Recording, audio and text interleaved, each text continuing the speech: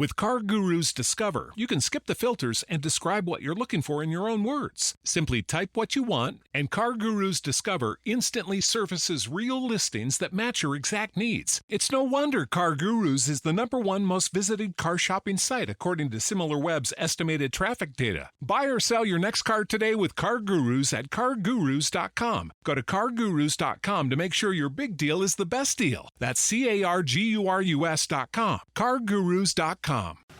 Hey, Howard. In case you need a lawyer, here's my business card. I'm attorney Howard Ankin. Oh, hey, Howard. If you or someone you know has been hurt at work, Ankin Law can get the medical bills paid, the lost wages reimbursed, Oh, hey, Howard. and the compensation you deserve. Hey, Howard. We're one of the largest filers throughout the state of Illinois of workers' compensation claims. We're here to help. Call 312-6-million. Injury law made personal, that's Ankin Law.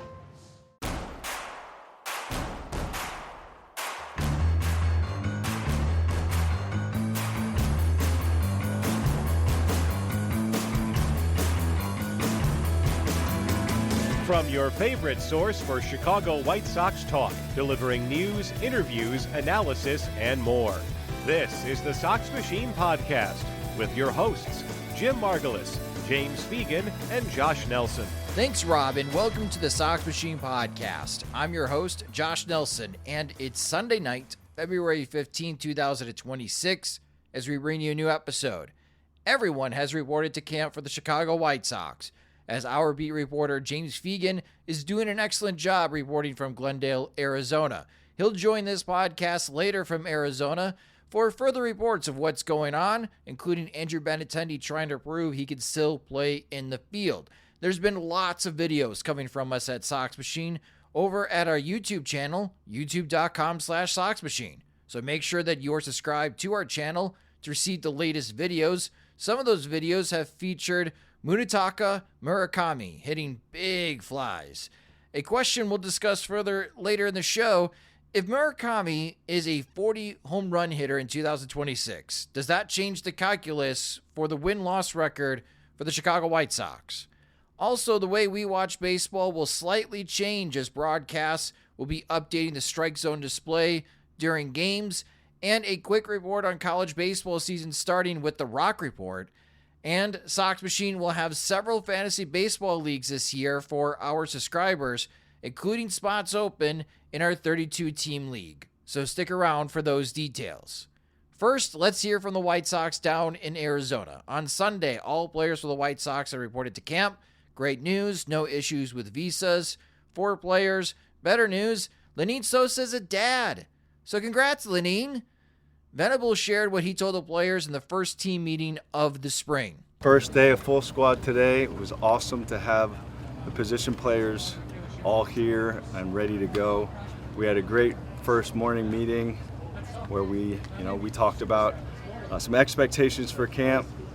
We told these guys there is no limit to what we believe that they can do. It is about them and our support of helping them realize the belief that we have in this club, which was great. A lot of positive feedback from the guys on that. We have a group that believes, man, so to be able to support these guys to go out and do it was great. And on the field, great day of work. Position players ran bases, did some fundamental stuff out there. We threw the bases, did some running, and had some live BP, so a great day for the guys. One of those White Sox players who believes that the team will take a big step forward in 2026 is pitcher Mike Vasil. Anything, are we going to be good? I think we're going to be good. I think we're a good team. We also have like a lot of energy, and I think we've all bonded over like experiences. And I've said it before, but like we're all friends, so like that plays such a vital role on a team to actually be friends with somebody, and you're not just like a work partner or anything like that. Like we genuinely care about each other.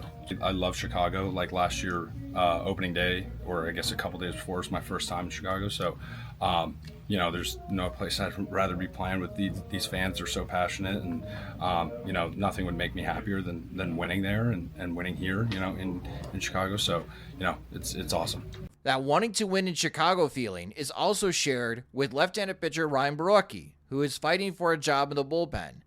Borucki grew up in Mundelein, and now getting a chance to earn a job with the White Sox is a dream come true for him. It's just definitely a dream come true just to be able to put this uniform on, because as a kid I used to always put it on acting like I was on the White Sox in my backyard, but I'm very excited about the opportunity. This is definitely an upcoming team, like an up-and-coming team, so I've been a part of those. I was in Pittsburgh, and when I was in Toronto, we had a group of guys that, very similar to here, came up together, and look where they were at last year, so it was cool. It's cool to just be part of a team to kind of springboard and obviously hopefully to build a Chicago winner, because winning in Chicago is probably the best place to win. White Sox first spring training game will be on Friday, February 20th as they head to Mesa, Arizona to face the Chicago Cubs. Their first home spring training game will be on Saturday, February 21st against the Sacramento Athletics. Assistant General Manager Josh Barfield shared with our James Fegan that the plan for Munetaka Murakami is to stay with the White Sox until February 27th. Which means we should see Murakami in a game before he heads to the World Baseball Classic. So far in drills, Murakami is getting reps both at first and third base. So which position will we see Murakami in game action? Probably at first base. We talked to Mooney about, really number one, supporting him going in the WBC and where he'll be playing there. I think it sounds like it'll be mostly first base with some third base, so want to make sure that we're supporting him in that regard. And it'll be similar workload for him with us. Primarily first base. He's passionate about improving as a first baseman. He also wants to play third base, and that's something that is important to him. And we value defensive versatility, so primarily first base, but you'll see him at third base also. Another player with questions about position playing time is Andrew Benintendi. He still wants to play left field every day, but Venable still wants to take the fielding playing time day by day. I think we need to manage it. I love that he's ready to go, and we want him out there. We want him in the lineup. What that looks like from day to day, we'll take it day by day and see. We have guys that, we're going to move around, but, he's going to be at DH, he's going to be in left field, and certainly him being confident in his health is something that we love to hear and want to just support him to continue to do that. We'll talk more about Munetaka Murakami in a moment, but as we discussed in a previous podcast episode, Colson Montgomery entering year 2 is a big deal. Venable was asked how he and the coaching staff are trying to help Montgomery, who now has to deal with expectations.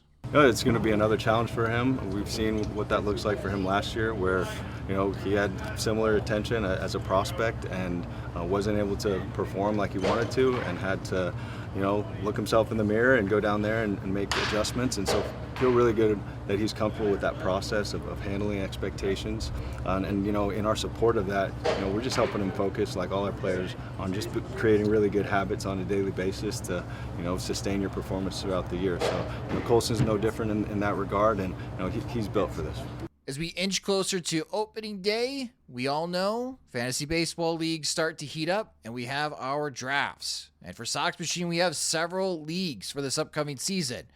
Reminder, you have to be a Sox Machine subscriber to join. If you are not, but want to join, visit soxmachine.com/products to sign up for either a monthly or annual subscription. The following leagues have openings for Sox Machine. We have a new 15-team Set It and Forget It Draft Champions League. That draft is scheduled for Saturday, February 21st. We have 7 open spots in a 15-team Set It and Forget It for the OG Draft Champions League. So for those that have been participating in the Sox Machine leagues the last few years, that draft is for Saturday, March 7th. We have 9 spots open in our 15-team Roto League. That draft is for Saturday, March 14th. And there are 4 spots open in the epic 32-team league. And that draft is set for Saturday, March 21st. So again, if you have any interest in joining these leagues, 1, make sure that you are a current Sox Machine subscriber. And 2, visit the SoxMachine.com podcast post for this episode on the website. There will be links on how you can join the leagues, and also an opportunity for you to email the commissioner, Chris Krebs, to join these leagues as well.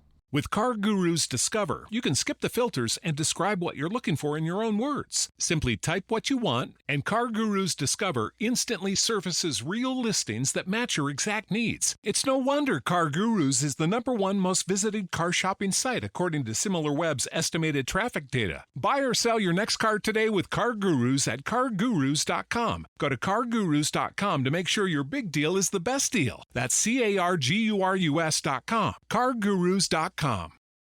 Now joining me on the podcast from Glendale, Arizona is Sox Machine's beat reporter James Fegan, and from Nashville, managing editor Jim Margulis. We're everywhere on this podcast episode.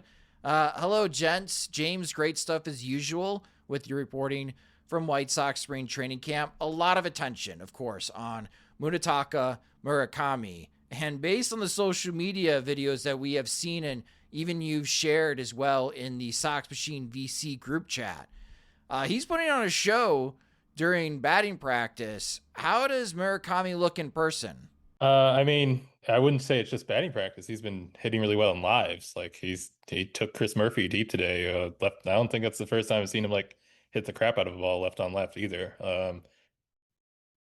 Yeah, I mean, he's striking the ball regularly. I don't know how much value to really put on it. I've definitely seen him like whiff at a Zach Franklin heater as well. But in terms of like showing off what he's got, like he clearly like touches the ball and it'll go farther than you generally think off contact, based off contact quality, pretty regularly, which is what you expect when we're talking about somebody with top of the scale power, at least at this like early juncture of spring training, where like it's not like he's facing sequences that are built to foil him or something. He's making contact. He's making loud contact pretty regularly, and his load isn't like looking big or exaggerated. It also doesn't look like he's like done some like big change to his setup or anything with his hands. He doesn't look different than what he does on video.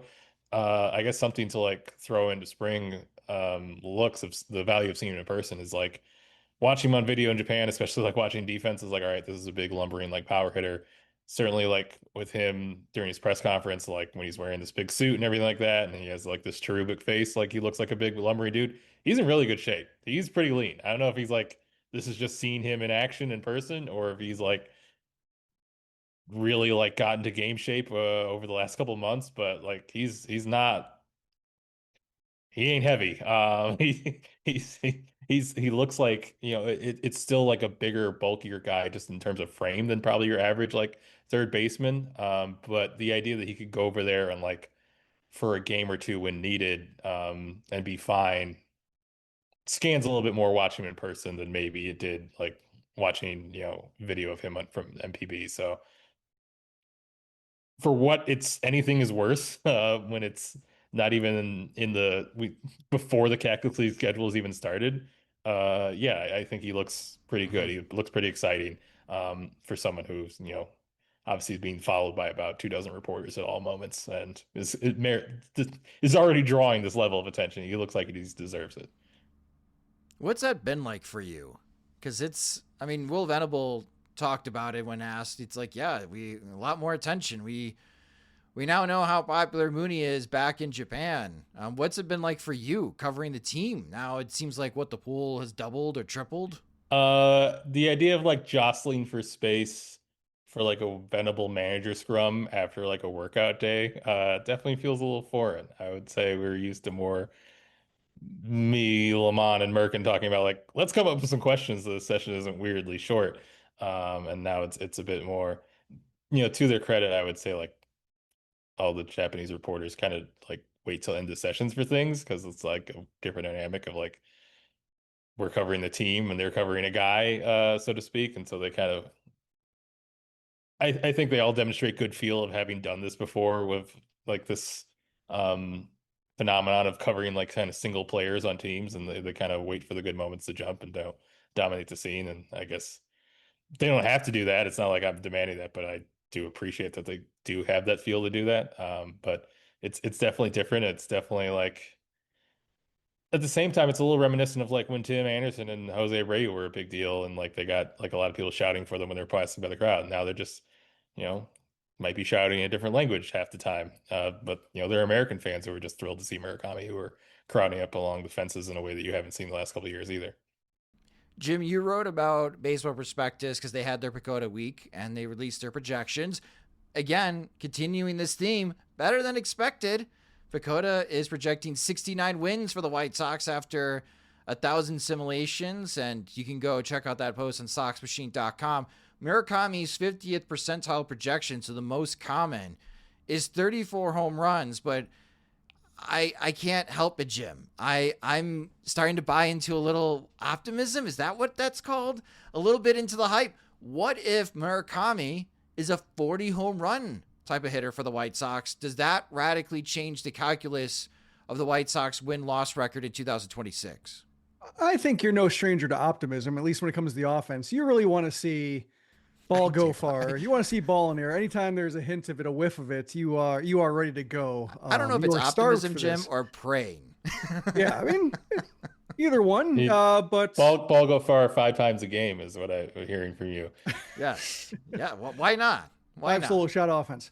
No, I think with Murakami, like he's projected to be, at least in terms of Pagoda, the best position player on the team, maybe the best player on the team. I didn't compare pitchers versus position players, but he does come with like a weird set of projections, like 35 homers, but also like a 15% walk rate and like a 34% strikeout rate, which means like it's a Adam Dunn-like 3-true outcome output.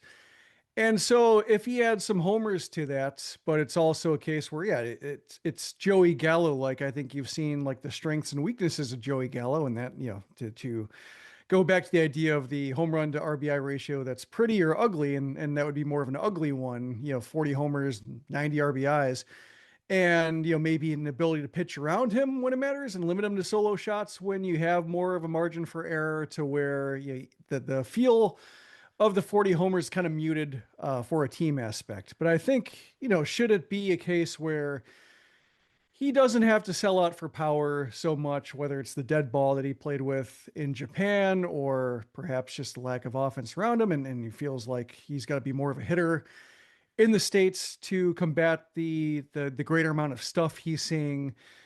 Or, maybe to get some help, Colson Montgomery, Kyle Teal from the left side, to where like he doesn't have to be the only source of offense against righties. He turns into more of a hitter mode. And so there is more of a well-rounded attack to where it's like 35 homers, but also a smattering of doubles and fewer strikeouts. Perhaps that plays up, especially for a team that doesn't need him to be great defensively at first base. It doesn't matter if he doesn't play much third, because they need a first baseman. They have the need for his power, his plate discipline, should that show up, to where, that kind of impact could be magnified, because he fits what the White Sox need so well, and what he doesn't do, the White Sox have enough of around him to where he does give him a boost. And now you're looking at like a win total that's comfortably in the 70s. So going back to when the White Sox signed him, and just that it was a no-brainer, whether it's because of marketing, the short term of the contract, or just providing the intrigue that such a signing brings. Like you're seeing it right now in terms of just the double take going on. Like, he looks better we thought physically. He looks better than, like the contact looks real against American pitching.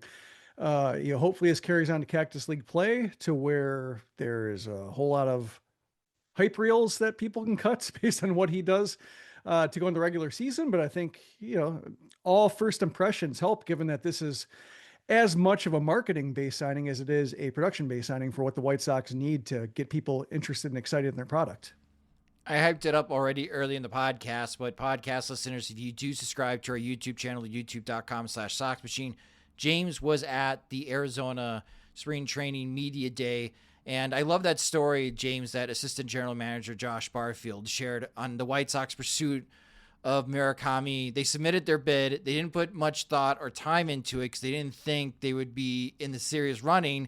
And then all of a sudden they have a Zoom call at 10 o'clock at night with Murakami and his representatives, and they won the sweepstakes like 2 days later. Like, I love that story, and just like how this potential power hitter in the middle of your lineup that's bringing so much positive attention to the Chicago White Sox team that really needs it And this whole situation feels like it just fell into the White Sox lap. Like a stroke of good luck, finally, for the franchise. I mean, yeah, I think that's what I thought of at the time of the write-up after going to the press conference, but and still do, but feels like a dog caught a car a little bit. But I do think like a couple months after, catching said car, it seems like the whole it was that level of shock, but now I think you can argue like a couple months later they've adjusted, like they're not just frozen, like not figuring out what to do with it, but are definitely like meeting full bore, trying to like make this guy feel acclimated and like comfortable, and going on bidets with it, like or beyond bidets with it, but like Murakami talking about like Chase my drop, like learning Japanese words and saying it to him. And I talked to Chase today, and he's just like, yeah, it's his team too. Or he just said like it's his team, like he needs to feel comfortable here. I realized more like in the moment I thought he's saying like, are you saying he's already like the franchise player? And like, but I think he was more saying like he should feel as welcome here as like everyone else does. Like he should feel like this is like his home. So like that's kind of like the effort I think both him and like the coaching staff are really bringing forth. And they've negotiated for him to like how he can stay longer and get into more games. They are like being like clearly like the team is built best for him to just take first base, but he clearly wants to still play third. He's going to play a little third in the WBC. And so they're like, well, we want to honor like what he's doing, what he's preparing for right now. And then allowing him to take reps there.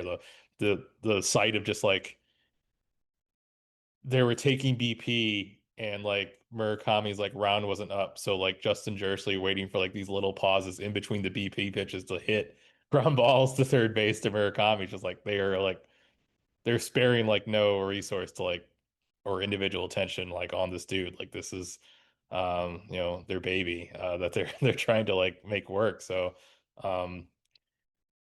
does it seem weird that they've moved like pictures from the division title out of the main hallway to put up like a photoshopped image of Murakami in a White Sox uniform up?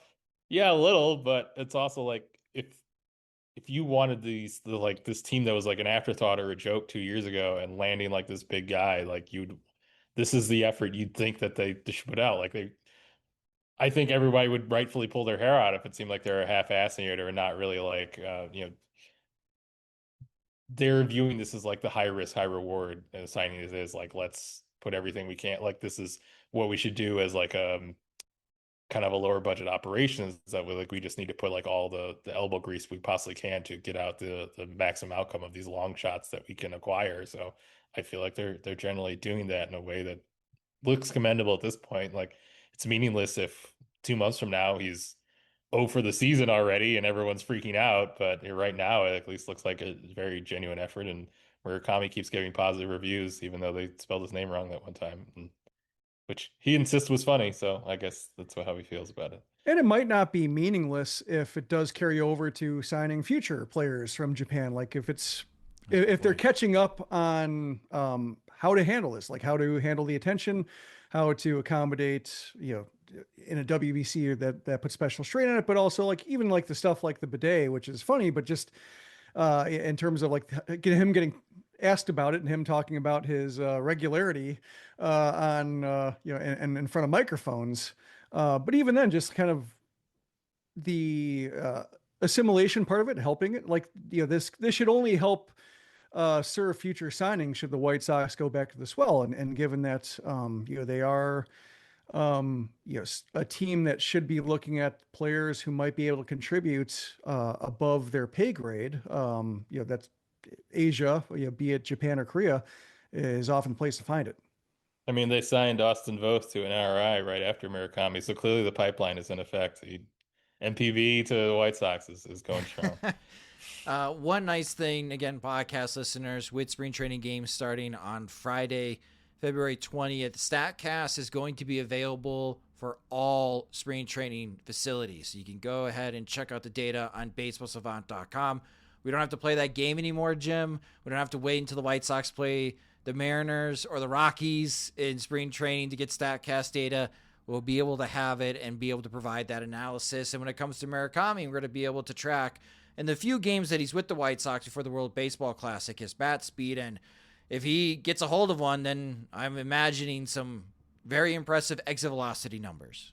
Yeah, I'm hoping for the good form of StatCast double checking, like exit velocity. What was the pitch that he turned around? How is he faring against velocity in certain zones versus like the bad kind of StatCast, which is, was this guy missing 2 ticks? Is he missing velocity for 2 outings in a row? As it can be followed by a flexor strain, there was a lot of that last spring. So less of that, more of the actual data mining to understand how production might transfer.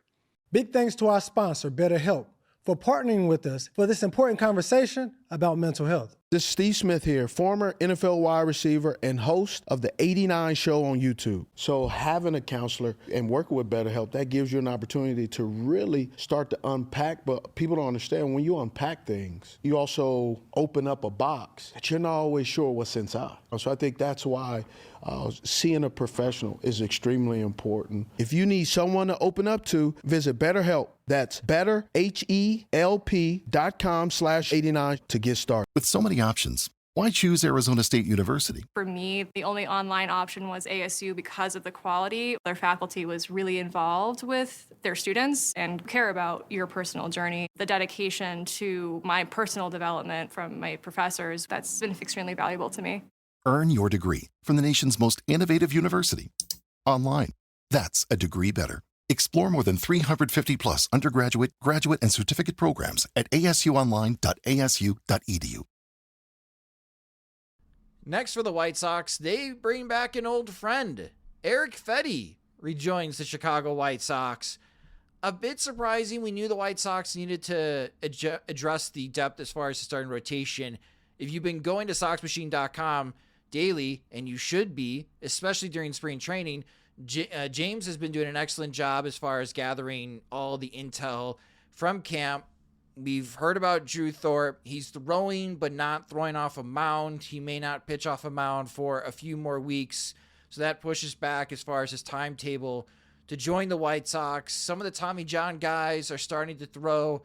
There is a bit of a concern still with the pitching depth for the White Sox. They're hoping to have more of it come June or July, but some of these guys coming off an injury just need a little bit more time to be ready for the majors. So here's Fedde on a $1.5 million deal just for one season. It's such little money, James. Does Fedde have a guaranteed role with the White Sox, or is he also trying to win a job with the team?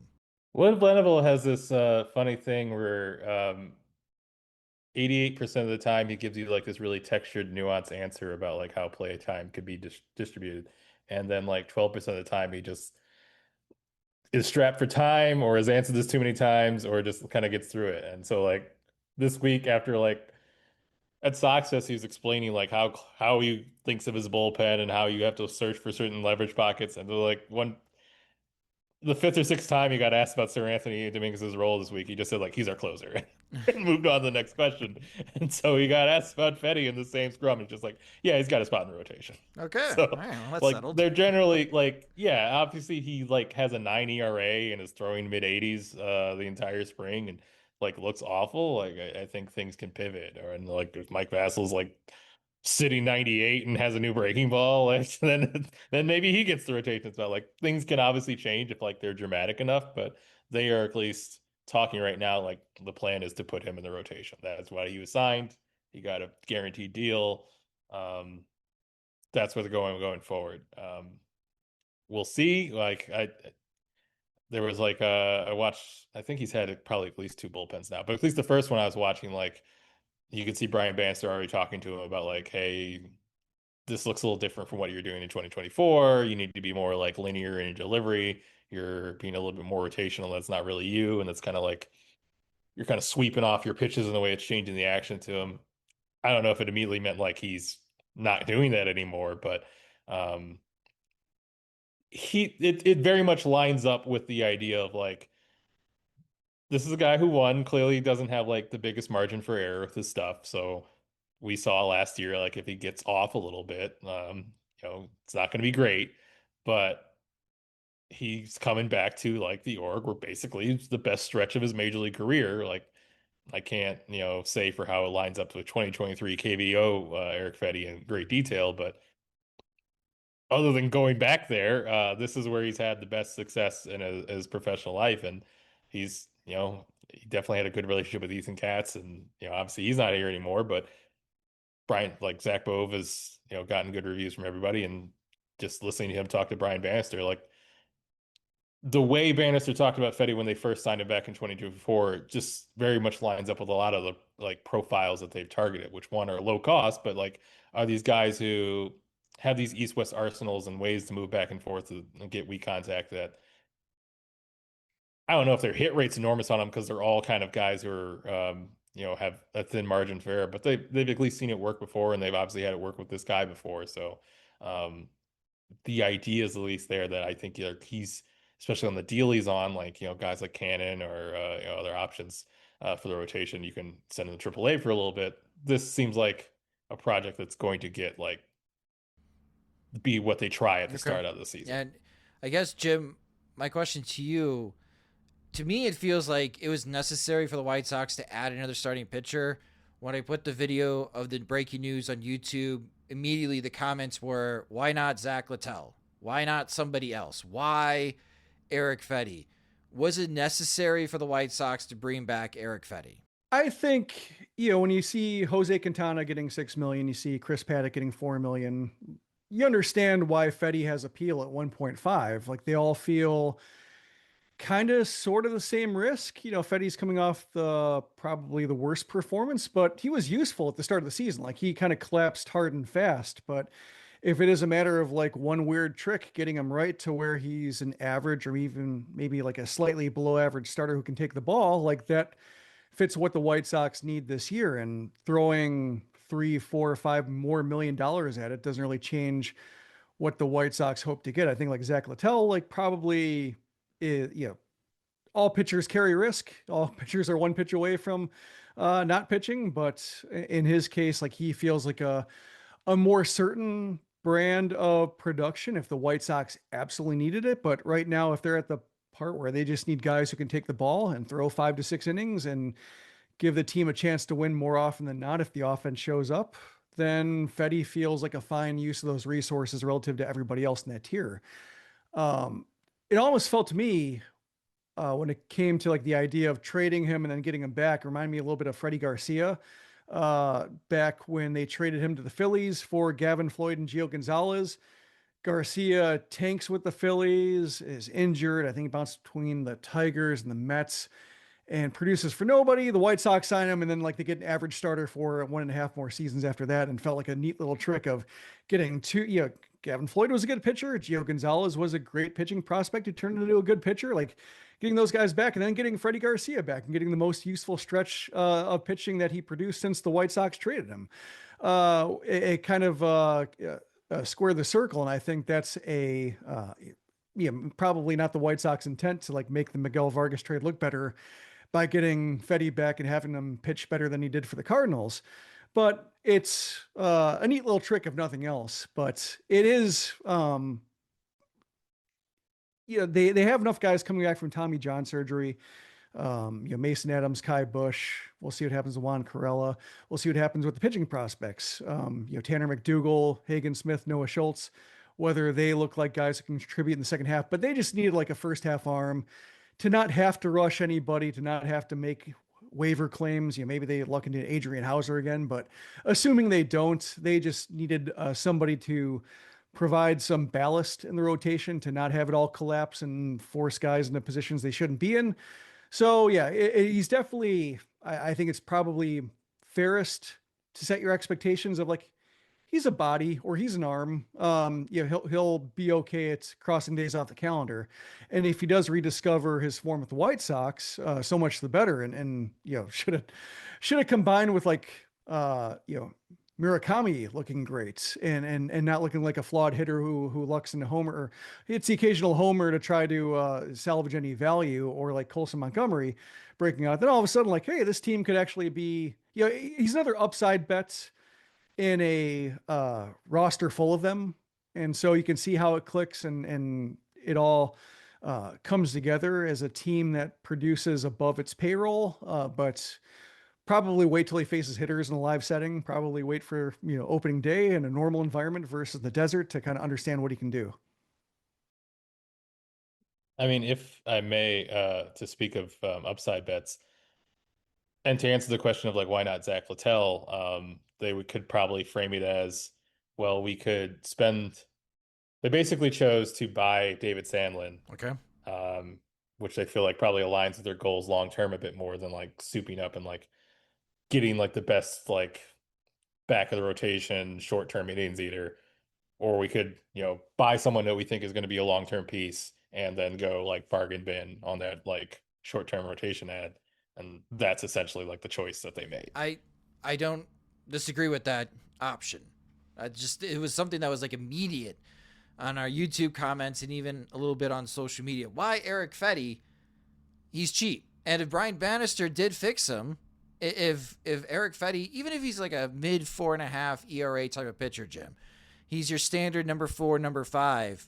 To your point, James, like the White Sox need that type of performance at least to get through June and then see where everybody else is at coming off injury and how they're performing in AA and AAA. If they need to do like a hockey line change with the pitching rotation, we've been expecting that ever since we started previewing this season. Yeah, I mean, I think when you talk about them, they're Littell and Fedde, like you're kind of both hoping for like number 4 starter production with them. Just one is like clearly a lot more better bet because you just watched him do it in the case of Littell, whereas like Fedde was getting cut last season. So it's like a level of like certainty. I mean, the one debate I would have with it is obviously like they should spend enough to do both. But I think the front office faces it more like this is the amount of money we clearly have been indicated we have, and this is the maneuvering that we would do within it. And I think they're probably, especially with like their hesitance to really put like firm expectations on at least externally to the public about what this team can accomplish. Will Venable just gave a message to the clubhouse saying there's no limits on what you can do on the first day of full squad workout, but that those are different dynamics, the communication there and out there. And I think for them, it's like, well, especially after you're seeing them add like a bunch of 1-year contracts like Austin Hayes and even Sir Anthony Dominguez it's multi-year, but it's like not necessarily stretching into where you think their big contention window would be. And I think you'd say the same with Anthony Kay. Sandlin feels a little bit like, all right, we added something that's like more long-term here. And maybe that's worth it more for our if we're going to expending resources than just short-term ads, because those are always kind of, even one, you want to have a season good enough where you're not just thinking about flipping at everyone at the deadline. And two, that's always theoretical. And as we've seen maybe the last couple of years, like rental guys don't have like the biggest currency as far as what they bring back. Like you wind up flipping Austin Slater to get Gage Zeal, who then becomes like the prospect you trade and what's still essentially just a salary a dump. Was that really like the big like currency that turned around your franchise, where it's more like let's find a way to like get prospects that are going to contribute to and seemingly stretch into whatever their contention window will be if it theoretically happens and we ever get out of the lockout and so on and so forth. I look forward to your reporting, James, in Arizona this week. I know you're gonna have some stuff because you chatted with Brian Bannister, so we'll get more intel on the pitching side. I'm curious, like it sounds like Andrew Benintendi lost a bunch of weight so he can play more in the field, but Will Venable still wants to take it day by day as far as his playing time in the field. Well, like Benintendi lost 12 pounds and he said like, hey, I don't know what they're going to ask me to do necessarily, but I prepared the season like I got to play every day in left field. They make me DH. I'm used to that. That's fine. But it's just like, his idea is like, I need to get to my Achilles up to 100%. He was talking about like, I need to be scoring from first on doubles to the gap more often. I need to be ready to like make breaks on defense. Like, I think Venable's standpoint was like, yeah, we're not going to go ahead and say like he's going to play 140 games in left. We're going to have to manage, and like we know this guy has run into soreness with his leg the last 2 years, so we're going to be saying about it. But he's like, I'm glad he thinks that. Like, I'm glad he's in favor of that. Yeah. And that certainly, I think that's, if he could do that, very theoretical, February 15th, that obviously makes it easier to manage Caro and Teal to some degree, however it needs to be managed over the course of the year. Sure. And there might be some days that Murakami needs a DH to get off his feet. maybe Vargas, maybe even Colson Montgomery. It's nice to have options at DH to give some guys some time. So also, like, it's very hard to sketch out like who are going to be the three reliable outfielders right now. So if he could lock down left, that would still just be very useful in its own right. We're trying to be optimistic right now, James. We're being optimistic. We're talking about Andrew Benintendi playing 140 games left. I know.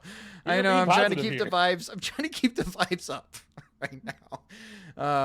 Acuna has arrived. Yeah, he said he's more comfortable playing center than in infield. I don't know if that's.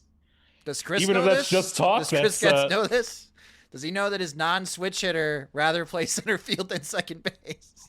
I don't know. We maybe need to get maybe Chris consumes our YouTube shorts voraciously, and you have to put that up for him. All right, I'll do that just for you, Chris, so you can see that Acuna did say clearly he'd rather play center field than the infield.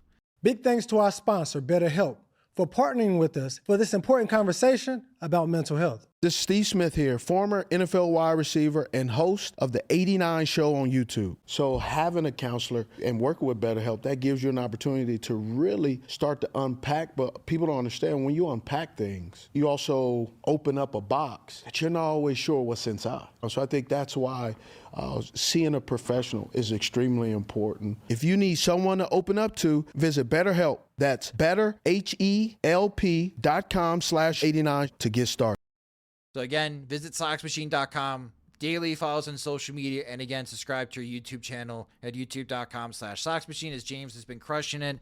And I'm very grateful that he took our new fancy camera and he's getting footage for us down at camp. Other baseball news. This past weekend was college baseball opening day. The first MLB draft report will be coming around on Wednesday on soxmachine.com. If you didn't get a chance to check out my mega preview of almost 3,000 words previewing the season and who to follow and who to know for the White Sox #1 overall pick, you can check it out again on soxmachine.com. And tongue-in-cheek, Jim, but I think this is going to be necessary just because of the amount of tension already that he is garnering. Roch Cholowsky, the Roch Report. 3 games in, UCLA goes 2-1 against UC San Diego. I give San Diego credit. They had the lead in each of these 3 games at UCLA, so they played the Bruins tough. Cholowsky, 4 for 12 in the series, 2 doubles, a home run, 2 RBIs. He walked twice. He also struck out twice. In game 2, he was about 7 feet shy on 2 fly balls from making that a 3 home run game, as his double reached the wall and his sac fly, the right fielder had to catch it at the wall. Cholowsky looked good. He made a sensational web gem on opening day, Willie Mays style over the shoulder. He was literally in left field. I'm not sure what the left fielder was doing for UCLA, but when Cholowsky's got that type of range, why does it matter? You can play left field like Eloy Jimenez. But I bring this up, Jim, because I knew when the White Sox had the #1 pick, and we talked about this when I was on my way to Miami on vacation for the winter meetings, and you were there when the White Sox got the historic announcement that they won the draft lottery.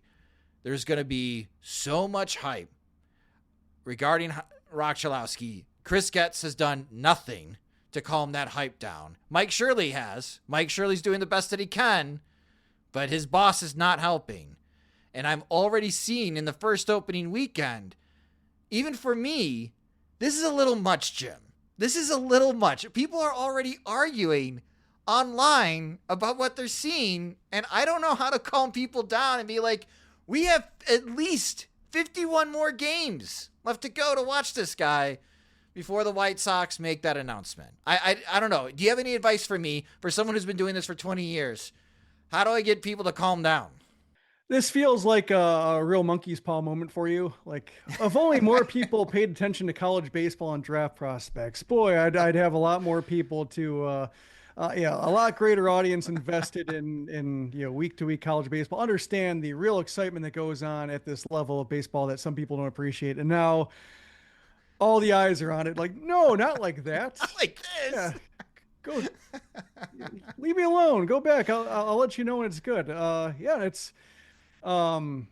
You can't be a college baseball hipster, I guess, or like a gatekeeper. You just have to go with it. And oh, you like Roch Cholowsky? Name 5 Bruins. Like, you can't take that approach. You have to think Just, I think be consistent, I would say. Be level. Don't alter your approach based on what other people might be saying. Just be reliable, and is probably the best way to put it. I guess, following prospects up the chain, and so much hype. Just be, don't pour water on things. Just try to isolate your analysis as best you can from what everybody else is doing. And hopefully on draft day, it'll all round out into like a very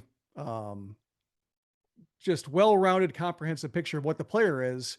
And then when you look back at it in hindsight, you will be the guy who was most measured about him all along, and took the proper measurement versus going, either overacting one way or another. Like he's going to be the next White Sox Hall of Famer who gets signed by another team, or he's going to be a bust, Zach Collins all over again. And why did they even draft him? Yeah, like I wanted their more accessible minor league data, and then now 60% of my For You feed is a pitch profile chart, a clip of the one time they threw their breaking ball for a strike, and then 3 metrics where they're okay saying this guy is a breakout candidate. But am I going to let that ruin my love of obscure prospects? No, I talked to Aldrin Batista for 15 minutes today. I continue undeterred. I will live my life the way I choose. For White Sox fans, I know that everybody's got the Big Ten Plus subscription to be able to watch a lot of the UCLA games. That's why we're here. We'll do that for you, and we'll be reporting weekly and even on the podcast form when the regular season starts. We'll have the Roch Reports during the White Sox Wake Up Call podcast this upcoming season. We'll do that, recapping as far as this weekend, and of course, college baseball also has a midweek series as well. UCLA does play on Tuesday, but if you want to watch Roch, you'll be able to do so Friday night on Fox Sports 1, a huge series in college baseball. TCU, a top 10 team, will be visiting UCLA. TCU looked very good in Arlington. They won a really tough game against Vanderbilt and Arkansas for a Big 12 school to pick up 2 SEC wins to start the year. That is real big for TCU. And now for them to be coming to UCLA, they have 3 of my top 50 draft prospects on that roster. UCLA will be challenged this weekend, especially Roch Cholowsky on that Friday night start against TCU's ace Tommy Laporte. So if you want to watch Roch Cholowsky along with me, Friday night, 7 p.m. Central Time, you'll be able to do so. Other notes as well, I'm already seeing the Justin LeBron versus Roch Cholowsky comparison. LeBron against Washington State for the University of Alabama, 3 for 11, 2 homers, 3 RBIs. He walked 3 times, did not strike out. Good sign, and he was 3 for 3 in stolen bases. He did not see a fastball with a velocity greater than 91, so I don't know what to make of that, because nobody throws 91 in the major leagues anymore. But good results for Justin, and you're going to see a lot of pitching ninja. Jackson Flora, the Friday night ace for UC Santa Barbara. He's number 9 in my top 50. He's the number 2 starting pitching class, but I already got a feeling, chatting with James and just getting feedback from the Sox Machine VC, the Veterans Committee chat. He might be a top 5 pick because it's a 100-mile-per-hour four-seamer. He already has advanced feel on how to manipulate both the slider and the sweeper to steal strikes against righties. And he's got an impressive changeup against left-handed batters, and that was a pretty impressive debut to the season against a very veteran-heavy Southern Miss team. So keep an eye on Jackson Flora. I'm not saying that he's going to be the number 1 overall pick to the White Sox, but if there's going to be a college starting pitcher that goes in the top 5, and they usually do, that's a name to definitely watch. Pitching Ninja is going to be all over Jackson Flora this college season. Now, for MLB broadcasts, things are going to change when you watch games on CHSN or MLB.TV. Reported by the Chicago Sun-Times' Jeff Agrest, the strike zone box will be getting some updates because of the ABS. Quote from the article from Jeff Agrest, the strike zone box, which has become as vital to baseball broadcasts as the first down line is to football broadcasts, will remain on the screen. However, it will no longer indicate whether a pitch was a ball or a strike, end quote. And the assumption is it's because you don't have teams with the broadcast going on in the dugout seeing 7 seconds later after a pitch was thrown on the broadcast delay whether or not they could challenge, but I thought the ABS had to be instant when it comes to challenge. But if they want instant feedback, James, can't MLB teams already do this through StatCast? Don't they get this live in the dugout, or is my assumption wrong? Like, I feel like MLB teams already know, or at least have the data or the technology to determine if a pitch was actually a ball or strike. It's supposed to be on a delay, I believe. Delay, okay. I mean, well, the broadcast is going to be a delay as well. The thing I'm thinking of, it just draws me back to the story of like Lucas Giolito getting ejected from a game that he wasn't pitching in, where he was complaining about a call, and the umpire like yelled at him like, go back and check it, and he like went to the tablet, and like when it came up, he saw that it was low, and he walked up back to the top railing and held the tablet and said like, checked it, it's low, and he got immediately ejected the moment he did that. So I feel like if they could do that immediately, that story wouldn't quite have the comedic timing that it did. All right. Well, Jim, I wanted to ask you, because obviously James is at the stadium for home games and we send him out to the road. When the White Sox are at home, I'm watching from the stand, so I don't watch a lot of home White Sox games on CHSN as far as on TV. A lot of it is away.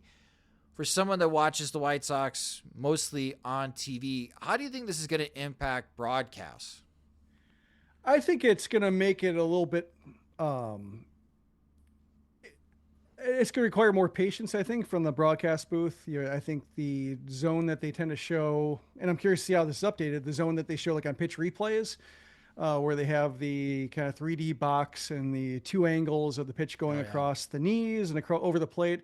That tends to be more instructive than the first flash of the dots on the screen. So I would say for most pitches, you might not notice. And then like on the fringe pitches where immediately you either flinch because you're expecting a strike to be called and none happens.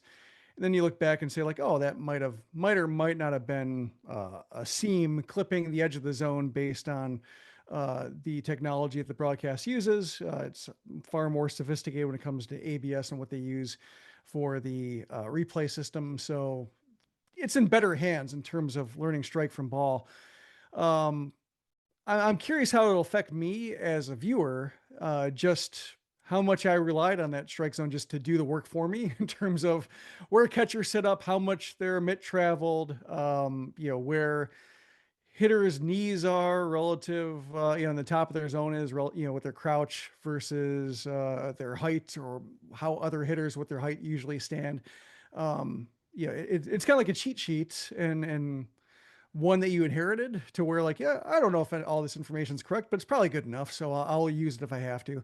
And then you realize as you go along, or you look at the revised strike zone, on StatCast or afterwards, and say like, it wasn't perfect. And I was wrong to rely on it. Then, 5 games later, you're doing the same thing because it's just so much easier to let the box do the work for you. So I'm hoping as a viewer who has to be observant about what the White Sox are doing, what pitchers are doing, catchers are doing, et cetera, that it'll force me to pay closer attention to how pitches are being caught, how pitches are behaving, how umpires are calling, what pitches hitters challenge, and whether or not those calls are confirmed or overturned. I'm hoping this means that people who pay closer attention will be richly rewarded, and it'll be more inspiration to do so in, based on viewer habits. Everybody's watching 2 screens. Probably not. And I won't be immune from that either, but here's hoping. I mean, it goes back to the old school way. Like, I remember watching games, like watch the 2005 World Series again. There wasn't a strike zone box for Fox. Yeah. And it's probably, I'm hoping it's a lower stress watch to where like you give a little bit more benefit of the doubt to everybody involved until somebody taps their helmet or their head to get a replay. And then you see whether that pitch was correct by a sliver or off by 2 inches, which sometimes happens. And then you'll calibrate your zone along with the umpires. What I thought was interesting was the idea that umpires can get feedback on the zone along the way. Because one of the things I've noticed watching AAA games is that when the challenge system happens, it does seem like if an umpire misses early, they don't miss again that way, or you don't see the same call challenged multiple times the way that, in a non-challenge system, they might, have the same zone being 3 inches off the plates, or, the low strike might not be calibrated over and over and over again, and pitchers use that to their advantage. I think whether it's because they're getting feedback or because the scoreboard did it for them with like a challenge that showed them to be off by a considerable margin, whether they close their gaps a lot quicker to where just having, we've seen this with the White Sox, like having no left-handed starters, and the lefties are getting the lefty strike, and the White Sox have a righty that can't get it. And so the strike zone is so much bigger, and White Sox fans get aggravated because they're not getting the same strike call. Will that happen? Will strike zones be more even just because they get checked on it earlier when a pitch that's off the plate that they would call strike maybe 5 to 7 times that day is quickly revealed to be not a strike, and they say, oh, I gotta stand different, or I gotta watch this different, or understand that this zone is actually 2 inches more to the left based on where this pitch is coming from, the arm slots coming from, the release points, and the way the ball breaks as it finishes in the catcher's mitt. I don't think for our friend and also loyal Sox Machine podcast listener, shout out to Len Casper, for Len calling games on radio, because it's such an audio experience, doesn't impact him too much unless he's got to fill in for John Schriffett on TV. For John, though, he's going to have to make an adjustment because John got a lot better in year 2. The one thing John does get upset about with umpires is balls and strikes. And now you don't have that. But when your partner is Steve Stone, he's like, barely had this technology when I first started calling games at WGN for the Chicago Cubs. You just might have to rely more on your partner, your color commentator, to help you out with strikes and balls calls. Because nobody's got it for this upcoming season. So I'm interested to see how it goes. I would say watch the hitters. Because once they knocked down the challenges from 3 to 2, and that made it so a team couldn't just like use a challenge early, just like, I want that strike back. Let's see if it's a strike. And it turns out to be like a strike by like comfortably within the zone, and you waste a challenge, still have 2 left. May not even use those 2 challenges over the course of the game. When it went down to 2, you saw a lot more calculus from hitters, especially early in games, early in counts where the leverage isn't there, to where you see like the head tilt. And you can almost see like whether they're being coached or whether they're kind of doing the tables in their head of, what's the count? What's the inning? Runner in scoring position. Does this matter? And they're doing that in a flash to say like, should I challenge this? But that's what I started watching, was just in terms of trying to figure out how controversial the zone was. And sometimes the hitters are wrong, and those hitters get calibrated too when they realize that a pitch was actually a strike when they do challenge. But if an ump is off and they have to challenge a lot, you will see those quick moments of calculation to think whether they should tap their helmet or not. Because I do think, and this probably will come into Cactus League play, I'm curious what White Sox personnel say about it, is just I talked to Justin Jerschley when he was the Charlotte Knights manager, and he said like, you have to be a lot more unselfish with challenges now. You can't be emotional about it. You can't just, because you're losing an at bat, you can't throw a team challenge away. It's a team's challenge, not yours. And, when this is now applied to games that count, games with real imports versus like a AAA late July game between 2 teams that aren't playing for anything in the International League, curious to see how those tables or how that thought process is expressed to where they do challenge in, more or less a consistent or defensible manner. Well, we'll see it in action soon enough during spring training. Old friend Chris Sale, when speaking with the Atlanta Braves media, has already made it clear he will not be using the system. He will not be challenging it. So I don't know if this is just his way of taking a stand against further rules being added to Major League Baseball. I mean, last spring, Davis Martin said like pitchers are too emotional to challenge. Well, is Chris Sale emotional? Do we know that? To which like we brought that up to Venable, he said like that's not the official policy. That clearly was just like that was a undertone of their presentation to the players, and that's what Davis Martin took away from it, which I think was the correct interpretation, but just maybe not worded as diplomatically as management might have put it. Got it. Well, the last thing we'll talk about on this podcast, the Winter Olympics still in full swing, and the curling. Everybody in the world is on the curling bandwagon. James, I think you even texted us. Curling was on in the White Sox clubhouse. It was on in the workout room at one point when I walked past. Later, when I walked past, the no signal error message was on the TV in the workout room. So because nobody's actually working out, they're too riveted. They had to turn it off because they just could not get their work in watching. Exciting no weights were lifted as they're watching those brooms at work. But the young guns, Team USA on the men's side, I mean, the women's side has been crushing it as well. The mixed doubles finishing in silver. But the men's team, you were mentioning, it's like this is a tough road. They knocked off Sweden in the preliminary round. So, Jim Margulis, lay it on for us. What's going on in the curling world right now? The men's team is looking better. They looked nervous early against the Czechs. And the Czechs are a team that they should beat, if they're fully, not even at the top of the game, but if they're just, with playing within themselves, they should beat the Czechs. And they did. They kind of shaky the way they did it. Then they lost to Switzerland. They lost to Canada kind of in convincing fashion to where you could see maybe the wheels falling off. And to rebound that the way that they did and to string together a few wins. And Sweden is struggling, and that came up with their double touch controversy. Bringing the refs involved. Speaking of monkey's paws and people paying attention to something that you really enjoy and hoping that the world takes greater appreciation of it, and then you get this very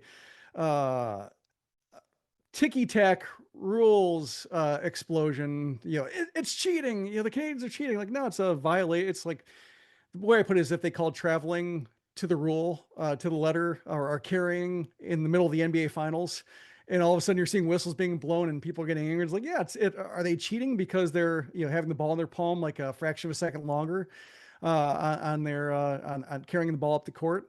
No, they're just have bad habits that went unpoliced, and now they're paying a price at a very strange time. But the men's team is playing better and good, because like they should be around for a few Olympic cycles if everybody's healthy and is able to maintain it, unless USA Curling gets a whole bunch more talent to where you have teams challenging for it. But they have the stuff to be this team that can learn from one Olympic cycle and apply it to another. Like that's what you want to see. So I am curious, should they get into the playoffs, whether they can look sounder against the Swiss are undefeated, and they're the only team to beat Canada. So those are the two teams right now that look the strongest.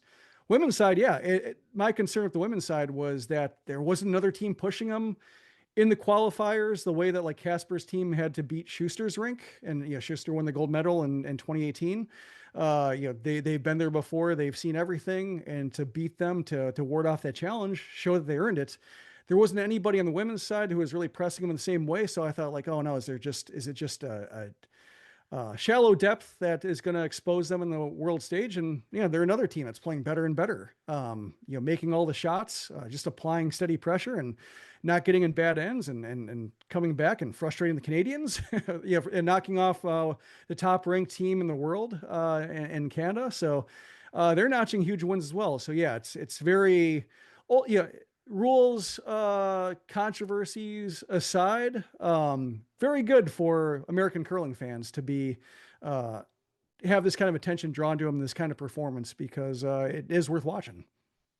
It's your moment, right? For American curlers, the way that everything is building up, this is becoming a very successful Winter Olympics for USA Curling. And that will do it for this episode of the Sox Machine Podcast. Thank you guys so much for listening. If you just discovered the Sox Machine Podcast, you can subscribe to the show wherever you listen to podcasts, such as Spotify and Apple Music. Again, please subscribe to our YouTube channel for all of our videos that we've been posting from spring training, MLB draft, and for this upcoming season, Chicago White Sox news and analysis at youtube.com/Sox Machine. We're on social media. If you want to watch more highlights from spring training. Follow James at JR Fegan. You can follow us at Sox Machine on all of the social media platforms, and I am at Sox Machine _Josh. And again, if you want to be participating in the Sox Machine Fantasy Baseball Leagues, or you want access to all of our coverage of the Chicago White Sox, Major League Baseball, and the MLB Draft, sign up to become a Sox Machine subscriber at soxmachine.com/products. The Sox Machine Podcast is a production of soxmachine.com. You're on for all things Chicago White Sox baseball and part of the Blue Wire Podcast Network. Alongside James Fegan and Jim Margulis, I'm Josh Nelson. Thanks for listening and watching.